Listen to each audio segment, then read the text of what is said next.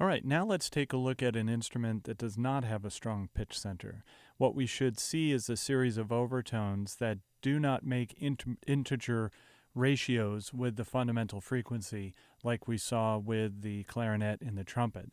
In other words, if a pitched instrument is being analyzed, we'll see the fundamental an octave above that, which would be 2 times the frequency of the fundamental, then 3 times, 4 times, 5 times, etc.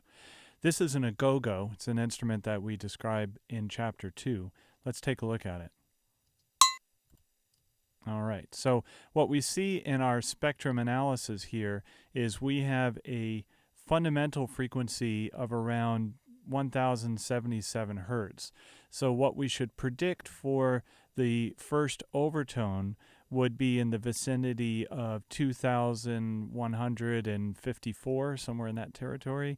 And when we come up here, we're a little bit off from that. We're in that ballpark, but not quite precisely, and it needs to be really precise in order to reinforce that pitch. The same thing we notice as we continue along here with the dominant overtones not having an integer relationship with the fundamental. The result is there is a quality of pitch to the sound, but it's not a type of pitch you could hum along to. It's not a pitch that you could easily identify. So there could be a higher and lower, but it's hard to describe this as being a certain pitch on the musical scale.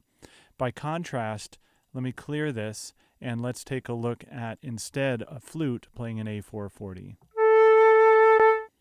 So like the clarinet and trumpet we saw before, here's the dominant 440 hertz fundamental, the first overtone at 880 hertz, the second overtone or the third harmonic up here at 1320 hertz.